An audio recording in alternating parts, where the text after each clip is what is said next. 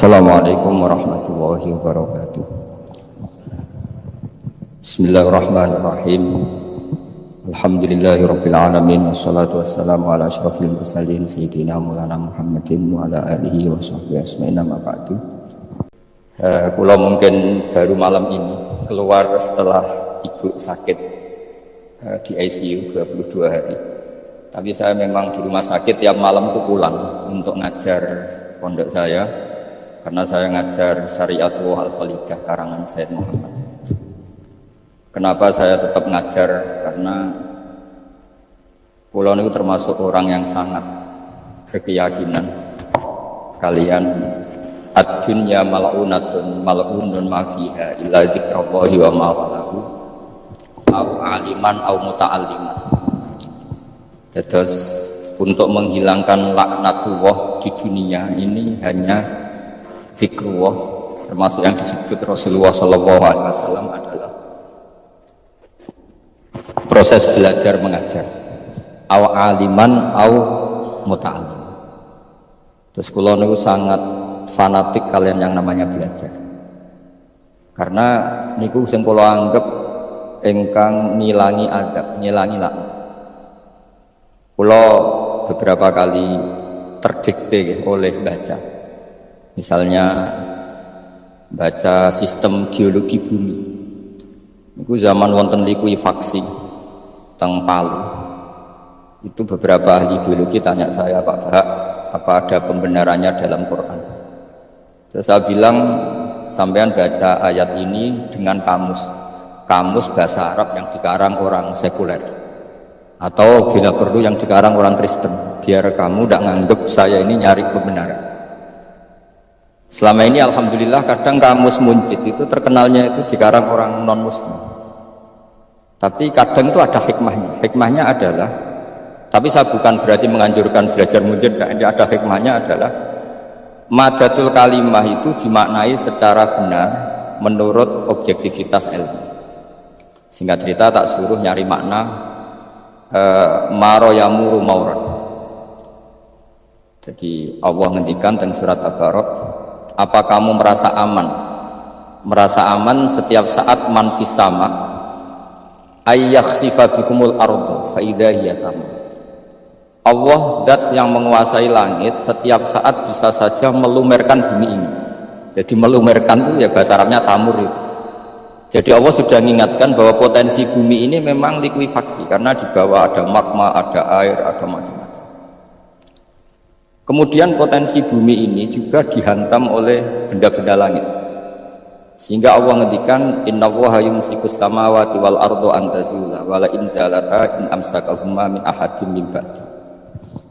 Jadi setiap saat mungkin meteor itu menghantam bumi, setiap saat mungkin Mars yang menghantam bumi. Sehingga kalau kita belajarnya itu geologi atau sistem galaksi, itu ketakutan kita ya pada likuifaksi, pada meteor yang jatuh, pada apa. Tapi kalau misalnya kita baca yang su'ul khotimah, ketakutan kita ya akan su'ul khotimah.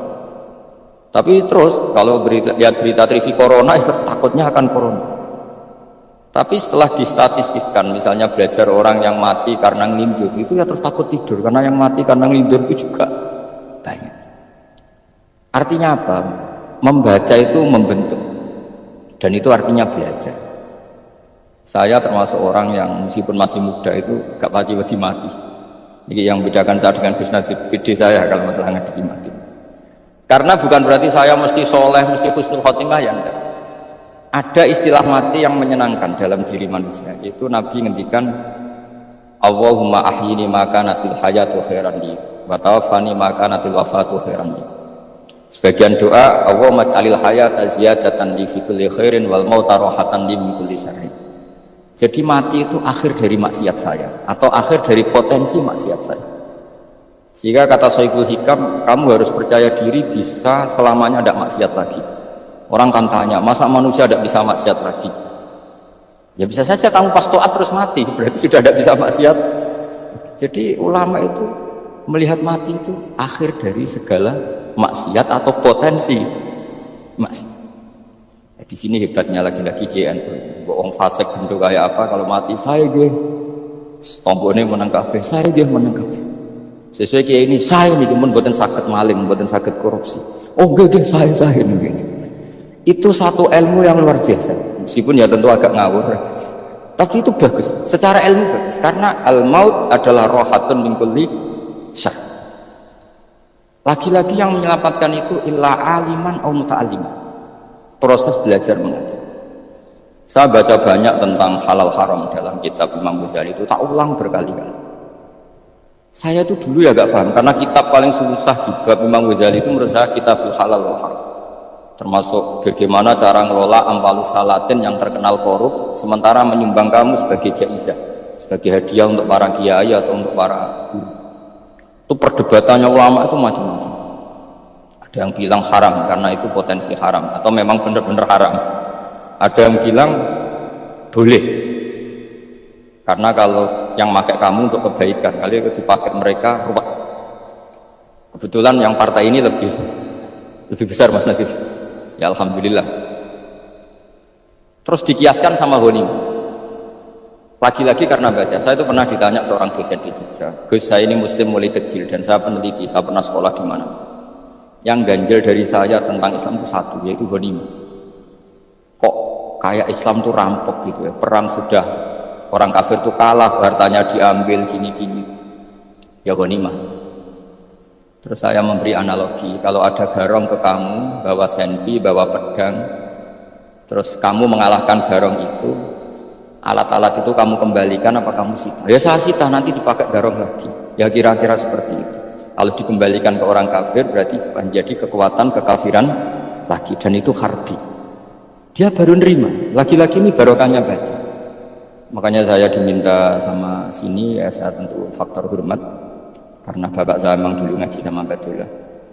Mbah saya itu terkenal wali, yang bapaknya bapak itu kalau kesini nyifati Badullah satu Nur sudah mondok gini itu gak apa-apa, mondok elek lah, dia wali. Zaman itu bapak itu di kamar kursi ya masih ada kakinya. Saya dulu sering dijak ke sini sama bapak. Jadi mbah saya itu terkenal wali dulu.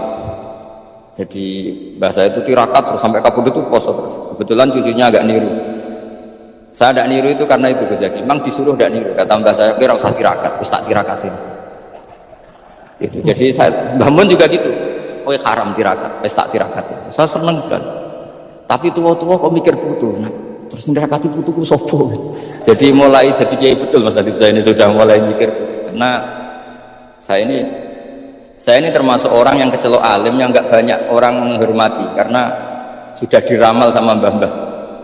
Di dulu mbah saya Mbah Nur Sam itu, kakak saya itu SMP SMA, kakak saya yang kedua juga SMP SMA. Mbah saya itu Mbah Nur Sam itu yang nganterkan bapak ketika mondok sini itu, yang ikrar karo Badullah wali Mbah Nur Sam, ahli tirakat, ahli puasa. Itu bilang, Nur anak sing iki aja pondok, aja sekolah. Sumben sing ngalim ku anak sing iki. Ketika saya hampir tamat SD sama mbah saya Tuban, mbah saya Narukan juga disabdo begitu. Singkat cerita saya mondok sarang. Mondok sarang pertama langsung dikenal Mbah Mun, wong anak kiai jadi langsung dikenal. Didoni macam-macam terus jadi wong alim enggak ada yang ngeluh. Biasa aja untuk dongane sepuh. Ya sebenarnya agak kecewa ya, saya inginnya kan dianggap prestasi gitu, ternyata dianggap doanya orang. Ya, makanya kula niki mriki ya rodok ya syukurlah sama Kang Mutamakin sama semuanya karena tadi kenapa saya harus cerita ini. Quran sendiri mengakui bahwa orang soleh itu diantara aturannya adalah dzurriyyatan ba'duha min ba'd. Meskipun Allah bisa bikin orang soleh dari mana saja, tapi yang legitimit itu memang dzurriyyatan ba'duha min ba'd. Dan kata dzurriyyah itu tasmalu auladal inas, kata Ibnu Hajar al-Asqalani, memasukkan turunan yang dari ibu. Meskipun tentu secara wali nikah atau secara disiplin nasab dari ibu itu tidak ngefek. Tapi dari segi fa'innal irqadassas, bahwa sistem tubuh kita itu tetap ada gen dari seorang apa? Ibu. Sehingga banyak ulama tafsir mengatakan dzurriyyah itu tasmalu auladal inas. Dzurriyyah itu memasukkan turunan dari apa? Ibu. Bapak saya itu nasabnya nasab wali, jadi mbah-mbahnya itu suka tirakat, suka. Ibu itu nasab kiai. Jadi kalau bapak wiridan itu, kalau istiqomah itu disalahkan sama keluarga ibu. Istiqomah itu salah. Karena ijabu malam yajib, mewajibkan sesuatu yang tidak wajib. Itu masalah secara ilmiah. Mbah Mun itu sering kritik kalau ada pondok wajib puasa, wajib merawat itu sering kritik. Itu secara fikih bahaya. Ijabu malam wajib mewajibkan sesuatu yang tidak wajib. Dan itu kriminal dalam bab fikih. Betul itu, sama cari di Sulam Taufik, babnya itu ngeri. Ijabu malam wajib itu tidak dihitung minal kabair. Dicari sendiri itu di bab Sulam Taufik, tidak usah sebut, itu parah betul malah cara menvonis Abdullah bin Husain bin Thohir di Sulam Taufik. Ijabu malam wajib. Tapi pondok-pondok yang tirakat tidak kurang dalih. Niki boten majibaken, ngelatih. Boten majibaken tapi napa? Nah, silsilah dari keluarga ibu itu suka ilmu. Sehingga Abdullah bin Mas'ud itu tiap hari itu mensweeping orang yang sering duha. Kalau ada orang duha istiqomah itu disweeping. Awas, harus seminggu sekali, nggak boleh tiap hari. Masa sholat fardu kamu saingi sholat duha? Nggak boleh, fardu tersaingi. Itu Abdul masyhur, sama cari di Al-Hunjah. Sayyidah Aisyah kalau ada orang duha tiap hari dimarahi. Dan itu secara konstitusi ilmu benar, karena Nabi Qiyamul Lail Ramadan itu hanya 4 hari yang duha, lainnya itu enggak. Khasyata ayyufradu alaihim, kalau dalam film takut dianggap fardu. Akhirnya istiqomah itu masalah di keluarga saya yang dari ibu. Nah kebetulan kita ini suka ada istiqomah, akhirnya ya seperti ini. Tapi ini ilmu harus kita bicarakan. Tapi yang istiqomah, bapak itu pengagum Badullah. Bapak itu suka sama istiqomah karena punya guru dulu Kiai Zubedi istiqomah, Badullah istiqomah. Tapi jangan kira Badullah itu hanya istiqomah. Saya punya sanad banyak, mungkin Bezaki lebih tahu. Sering saya diceritakan bapak. Badullah itu anak ambek wong fase teman-teman itu ya rapati cocok. Senajan to majib no fase. Tak takoki iki nopo. Empuk nak ke fasean darani wong awam untuk ganjaran. Kemacane Quran gak fase. Padahal untuk ganjaran kok seneng Quran. Jadi terus tak takoki bapak, niku saged damel syarat mboten? Ya ora kenek, pokoke mau. Jadi go ngekrori.